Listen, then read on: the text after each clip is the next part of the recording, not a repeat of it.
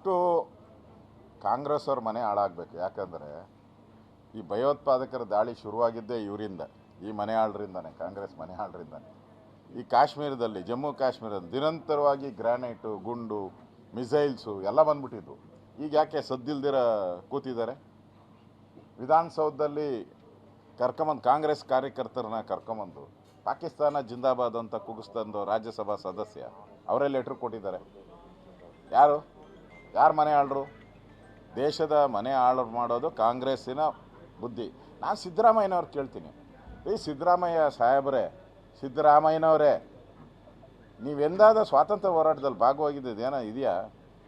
ಸೋನಿಯಾ ಗಾಂಧಿ ಅವ್ರನ್ನ ಏನೇನು ಬೈದಿದ್ದೀರ ಮಾತುಗಳು ಒಂದ್ಸರಿ ರಿವೈಂಡ್ ಮಾಡ್ಕೊಳ್ಳಿ. ಏನೇನು ಕೆಟ್ಟ ಪದ ಕನ್ನಡ ಡಿಕ್ಷನರಿಯಲ್ಲಿ ಎಷ್ಟೆಷ್ಟು ಕೆಟ್ಟ ಪದಗಳಿದೆಯೋ ಅಷ್ಟು ಕೆಟ್ಟ ಪದಗಳನ್ನು ಸೋನಿಯಾ ಗಾಂಧಿಯವರಿಗೆ ಬಗ್ಗೆ ಮಾತಾಡಿದವ್ರು ನೀವು. ಕಾಂಗ್ರೆಸ್ ಬಗ್ಗೆ ಮಾತಾಡೋಕ್ಕೆ ನಿಮ್ಗೆ ನೈತಿಕೆ ಏನಿದೆ? ಅಧಿಕಾರ ಏನಿದೆ? ನೀವು ಬೇರೆ ಕಡೆಯಿಂದ ಹೋಗಿ ಯಾರೋ ಕಟ್ಟಿದ ಹುತ್ತದಲ್ಲಿ ಸೇರ್ಕೊಂಬಿಟ್ಟಿದ್ದೀರ. ನೀವು ಯಾರೋ ಕಟ್ಟಿದ ಹುತ್ತ. ಪಾಪ ಕಾಂಗ್ರೆಸ್ ಅವರು, ಪಾಪ ಪರಮೇಶ್ವರ್ ಇನ್ನು ಪರಮಾತ್ಮನ ನೋಡ್ತಾನೆ ಅವರ ಮೇಲೆ. ಪರಮೇಶ್ವರ ಯಾವಾಗಪ್ಪ ವರ ಕೊಡ್ತೀಯಾ ನಾನು ಮುಖ್ಯಮಂತ್ರಿ ಆಯ್ತೆ ಅಂತ ಮೇಲೆ ನೋಡ್ತಾವ್ರೆ. ಅವ್ರು ಕಟ್ಟಿದ ಪಾರ್ಟಿ, ಪರಮೇಶ್ವರ್ ಕಟ್ಟಿದ ಪಾರ್ಟಿ. ಅಧ್ಯಕ್ಷರಾಗಿ ಸುಮಾರು 2 ಟರ್ಮ್ ಅಧ್ಯಕ್ಷರಾಗಿ ಕೆಲಸ ಮಾಡಿದ್ದಾರೆ. ನೀವು ಯಾರೋ ಕಟ್ಟಿದ ಹುತ್ತಕ್ಕೆ ಹೋಗಿ ನೀವು ಸೇರ್ಕೊಂಡು ಏನು ದೊಡ್ಡ ಕಾಂಗ್ರೆಸ್ ಥರ ಮಾತಾಡ್ತೀರ? ನಿಮಗೂ ಖರ್ಗೆಸ್ಗೆ ಏನು ಸಂಬಂಧ? ನೀವು ಈಗಾಗಲೇ ಎಲ್ಲ ಪಾರ್ಟಿ ಆಯಿತು, ಇಂಡಿಪೆಂಡೆಂಟ್ ಆಯಿತು, ಸಮಾಜವಾದಿ ಪಾರ್ಟಿ ಆಯಿತು, JDS ಆಯಿತು, ಕಾಂಗ್ರೆಸ್ ಆಯಿತು, ನೆಕ್ಸ್ಟ್ ಯಾವ ಪಾರ್ಟಿ ಅಂತ ನೀವು ಯೋಚನೆ ಮಾಡಿ.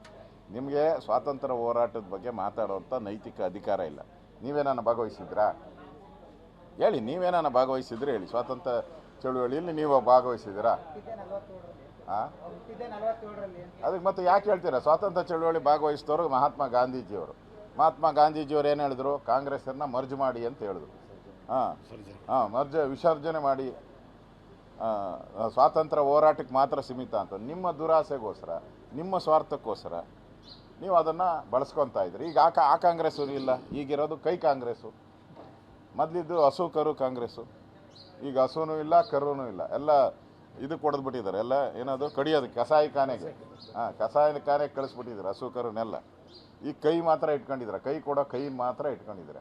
ಆ DK ಶಿವಕುಮಾರ್ ಚೆಂದಾಗಿರ್ತಾರೆ, ಆ ಕೈ ಕೊಡೋ ಕೈನ ಸರಿಯಾಗಿ ಯೂಸ್ ಮಾಡ್ಕೊಳ್ಳಿ ಅಂತಾರೆ. ಜನ ಕೈ ಕೊಡೋ ಕೈನ ಯಾಕೆ ಯೂಸ್ ಮಾಡ್ತಾರೆ? ನೀವೇ ಹೇಳಬೇಕು. ಭ್ರಷ್ಟಾಚಾರಿಗಳ ಮಕ್ಕಳು ನೀವೆಲ್ಲ.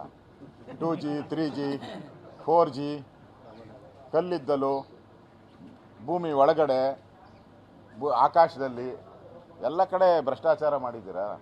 ಆ ಕೇಜ್ರಿವಾಲ್ ಹೇಳ್ತಾ ಇದ್ದಲ್ಲ, ನನ್ನಂಥ ಸತ್ಯವಂತ ಈ ಪ್ರಪಂಚದಲ್ಲೇ ಇಲ್ಲ ಅಂತೇಳಿ. ಅವರು 600 ಕೋಟಿ ತಗೊಂಡಿರೋ ಸಿಕ್ಕಾಕೊಂಡಿದ್ದಾರಲ್ಲ. ಈಗ ಒಬ್ಬರಲ್ಲ, ಭಾಳ ಜನ ಸಿಕ್ಕಾಕೊಂಡಿದ್ದಾರಲ್ಲಿ. ಮತ್ತು ಯಾವುದೇ ನ್ಯಾಯಾಲಯ ಇವರಿಗೆ ಯಾಕೆ ಜಾಮೀನು ಕೊಡ್ತಾ ಇಲ್ಲ? ಈಗ ಇವ್ರದ್ದೇನ ಸತ್ಯ ಹರಿಶ್ಚಂದ್ರ ಇದ್ದಿದ್ರೆ, ಕೇಜ್ರಿವಾಲ್ ಅವರು ಸತ್ಯ ಹರಿಶ್ಚಂದ್ರ ಇದ್ದಿದ್ರೆ, ನೋಡಪ್ಪ ಫಸ್ಟ್ ನೋಟಿಸ್ ಬಂದ ತಕ್ಷಣ ಯಾಕ್ರಿ ನನಗೆ ನೋಟಿಸ್ ಕೊಟ್ರಿ, ಹೂ ಆರ್ ಯು, ತಗೊಳ್ಳಿ ಏನು ಬೇಕೋ ದಾಖಲೆ ಅಂತ ಅವ್ರ ಮಖದ ಮೇಲೆ ಹಾಕಿದ್ರೆ ಅವತ್ತೇ ಅವರಿಗೆಲ್ಲ ಬೇಲೆ ಏನು ಬೇಕೋ ಎಲ್ಲ ಸಿಕ್ಬಿಡ್ತಾ ಇತ್ತು. 10 ನೋಟಿಸ್ಗೂ ಕೊಟ್ಟಿಲ್ಲ ಅಂದರೆ ನೀವು ಅಪರಾಧಿ ತಾನೇ. ಭಯ ಬಿದ್ದು ನೀವು 10 ನೋಟಿಸ್ಗೆ ರಿಪ್ಲೈ ಕೊಟ್ಟಿಲ್ಲ. ನಿಮ್ಮ ಭಯ ಇಲ್ಲ ಅಂದರೆ ಫಸ್ಟ್ ನೋಟಿಸ್ಗೆ ರಿಪ್ಲೈ ಕೊಡ್ತಾ ಇದ್ರಿ. ನ್ಯಾಚುರಲ್, ದೇಶದ ಕಾನೂನು. ಸಾಮಾನ್ಯ ಯಾರೋ ಜನ EDಗೆ ಸಿಕ್ಕಾಕೊಂಬಿಟ್ರೆ, ಇನ್ಕಮ್ ಟ್ಯಾಕ್ಸ್ ಅವ್ರು ಸಿಕ್ಕಾಕೊಂಬಿಟ್ರೆ ಬಿಡ್ತಾರಾ? 1 ನೋಟಿಸ್ಗೆ ನಡುಗೋತಾರೆ. ಈ ಮನುಷ್ಯ 10 ನೋಟಿಸ್ಗೂ ನಡಗಿಲ್ಲ ಅಂದರೆ ಎಷ್ಟು ಬಂಡ ಇದ್ದಾನೆ, ಕಾನೂನಿಗೆ ಎಷ್ಟು ವಿರುದ್ಧ. ಒಬ್ಬ ಮುಖ್ಯಮಂತ್ರಿಯಾಗಿ ಜನಗಳಿಗೆ ಏನು ಹೇಳ್ಕೊಡ್ಬೇಕು? ಕಾನೂನನ್ನು ಗೌರವಿಸಿ ಅಂತ ಹೇಳಬೇಕು. ಕಾನೂನು ಎಲ್ಲರಿಗೂ ಒಂದೇ ತಾನೆ. ಮುಖ್ಯಮಂತ್ರಿ ಆದ್ರೇನು, ಸಾಮಾನ್ಯ ಆದರೂ. ನನಗೂ ಇರೋದು ಒಂದೇ ಓಟು, ಕೇಜ್ರಿವಾಲ್ಗೂ ಒಂದೇ ಓಟು, ಪ್ರಧಾನಿ ನರೇಂದ್ರ ಮೋದಿಗೂ ಒಂದೇ ಓಟು, ಜನಸಾಮಾನ್ಯರಿಗೂ ಒಂದೇ ಓಟು. ಏನು ಕೇಜ್ರಿವಾಲ್ಗೆ ಅದು 50 ಓಟ್ ಆಯ್ತಾ? ಏನೂ ಇಲ್ಲ. ಕಾನೂನು ಗೌರವ ಕೊಡೋ ಅಂಥದ್ದನ್ನ ಹೇಳ್ಬೇಕಾಗಿದ್ದಂಥ ವ್ಯಕ್ತಿ ಕಾನೂನಿಗೆ ಅಗೌರವ ಮಾಡಿದ್ದಾನೆ. ಅದಕ್ಕೆ ಸರಿಯಾದಂಥ ಶಿಕ್ಷೆ ಆಗಿದೆ.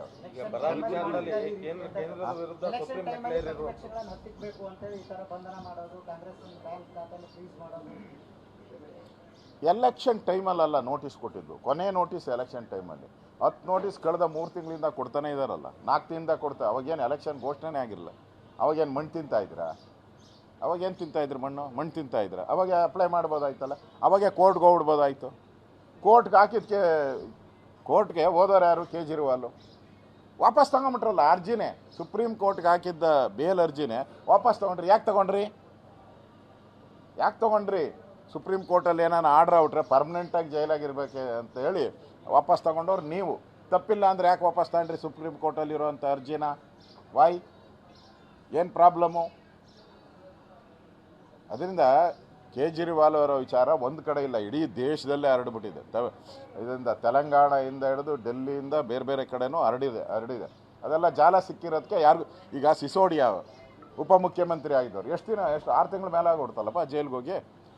ಯಾವುದೇ ಕೇಸ್ ಆದ್ರೂ 1 ತಿಂಗಳು 2 ತಿಂಗಳಲ್ಲಿ ಬೇಲ್ ಸಿಗಬೇಕಾಯ್ತು. 6 ತಿಂಗಳು ಸಿಕ್ಕಿಲ್ಲ ಅಂದರೆ ದಾಖಲೆಗಳು ಸರಿಯಾಗಿದೆ ಅಂತ ತಾನೆ. ದಾಖಲೆಗಳು ಸರಿಯಾಗಿ ಇಲ್ಲ ಅಂದಿದ್ರೆ ಅವ್ರಿಗೆ ಆರಾಮ್ಸೆ ಬೇಲ್ ಸಿಗ್ತಾ ಇತ್ತು. ಬೇಲ್ ಸಿಗ್ತಾ ಇಲ್ಲ ಅಂದರೆ ಅವರು ಅಪರಾಧಿ ಪಕ್ಕಾ ಕನ್ಫರ್ಮ್ ಆಗಿದೆ ಅನ್ನೋದೇ ನನಗಿರುವಂಥ ಮಾಹಿತಿ.